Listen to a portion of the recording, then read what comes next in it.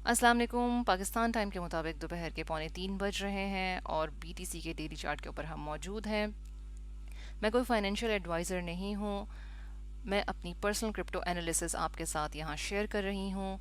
आप अपनी ट्रेड्स अपनी रिसर्च के मुताबिक, अपने फाइनेंसिस के मुताबिक लीजिएगा। जैसे आपने देखा कि बीटीसी जो है उसमें बेयर फ्लैग फॉर्मेशन हुई, प्राइस ड्रॉप डाउन हुई, माइनर सपोर्ट्स को इसने टच किया और फर्दर ड्रॉप डाउन होके 19,500 के अराउंड जो है वो गया। और अब जो है आप देख सकते हैं कि इसने अपनी माइनर सपोर्ट्स को ब्रेक कर दिया है। 18,350 इज़ द मेजर सपोर्ट, जहां प्रोबेबिलिटी काफ़ी हाई है, चांसेस काफ़ी हाई हैं यहाँ पे पहुंचने के। आपको ये पता है कि जैसे सिल्वर गेट बैंक बैंकरप्ट हुआ और signature bank, silicon valley bank, ये वो बैंक्स हैं जो क्रिप्टो के अंदर डील करते हैं और बैंकरप्सी की तरफ ये जा रहे हैं। तो जब इस तरह की सिचुएशन होती है तो लोगों में सेलिंग जो है वो काफ़ी देखी जाती है और इसी वजह से प्राइस जो है वो काफ़ी ड्रॉप डाउन हुई है बीटीसी के अंदर। क्योंकि बीटीसी को अगर कैश करना है तो उसके लिए डेफिनेटली बैंक जो है वो रिक्वायर्ड है। बैंक जो है वो एक ज़रूरत है कैश आउट करने के लिए, और अगर वही बैंकरप्सी की तरफ जा रहा है या बैंकरप्ट हो चुका है तो फिर कैश आउट करने में प्रॉब्लम आएगी। लास्ट फ्राइडे जो है, यानी कल, यूएस के अंदर जॉब्स की जो है वो भी रेट पता चला है कि जॉब्स काफ़ी जो है वो जा चुकी हैं लोगों के पास से। तो इसकी वजह से भी जो है वो लोगों के पास पैसे कम होंगे और यानी ख़रीदने का, जो चीज़ें ख़रीदने का अमल है वो भी कम होगा, क्योंकि पैसे कम हैं तो ख़रीदने की इस्तेदाद जो है वो भी कम है। और इस वजह से जो है वो इन्फ्लेशन जो है उसमें कमी लाई जा सकती है या इन्फ्लेशन जो है वो कम हो सकती है।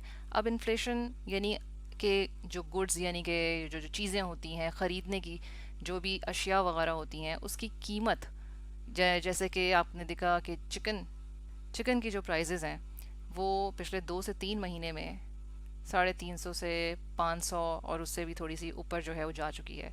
तो ये इन्फ्लेशन है, यानी कि चीज़ों की जो कीमत है वो इस टाइम पीरियड में, जैसे चिकन की कीमत 2 से 3 महीने के अंदर ज़्यादा हो गई, तो ये इन्फ्लेशन है। जब चीज़ें ख़रीदी नहीं जाएंगी तो उसका जो रेट है, जो उसकी प्राइजेज़ हैं वो ड्रॉप डाउन होंगी, उसमें कमी आएगी, और कमी आएगी तो इन्फ्लेशन में कमी आएगी। और लॉन्ग टर्म में जो है वो रिसेशन को कंट्रोल करने के लिए ये चीज़ हेल्पफुल होगी। और जब ऐसा होता है तो लोगों की जो बोरो डॉलर जैसे बोरो करते हैं उस पर जो इंटरेस्ट रेट जो है, यानी कि शरह सूद, वो जो है उसमें कमी आती है। तो ओवरऑल एक लॉन्ग टर्म प्रोसेस है जो इंटरकनेक्टेड है एक दूसरे से। तो आपको इन्फ्लेशन और रिसेशन जो है इन टर्म्स के बारे में पता होना चाहिए। इथेरियम की बात करें तो इथेरियम में भी प्राइस ड्रॉप डाउन हुई है, माइनर सपोर्ट्स को इसने टच किया है और प्राइस जो है वो 1300 के अराउंड करने के चांसेस काफ़ी ज़्यादा हैं। मेटिक की बात करें तो मेटिक जो है वो 1.03 के लेवल पे बाइंग हुई और फर्दर थोड़ा ड्रॉप हुआ, तो और फर्दर डीसीए करके, डॉलर कॉस्ट एवरेज करके बाइंग, और प्राइस जो है वो उसके बाद आप देख सकते हैं कि 1.11 तक गई। 1.1112 जो है द लेवल जहाँ पे गया, और यहाँ पे जो है वो प्रॉफिट पार्ट में बुक किया जा सकता है।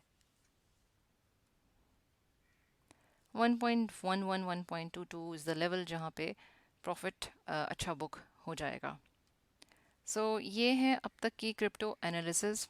वीकेंड है, वॉलेटिलिटी है, और मंडे को जब यूएस मार्केट्स 9 o'clock पे खुलेंगी तो और पिक्चर जो है वो वाज़े और क्लियर हो जाएगी। लेकिन अपने रिस्क को देखकर जो है वो आप फर्दर अपनी ट्रेड्स लीजिएगा। अगर आपको एनालिसिस अच्छा लगा है तो like, share and subscribe and hit the bell icon button. Till then, अल्लाह हाफिज़।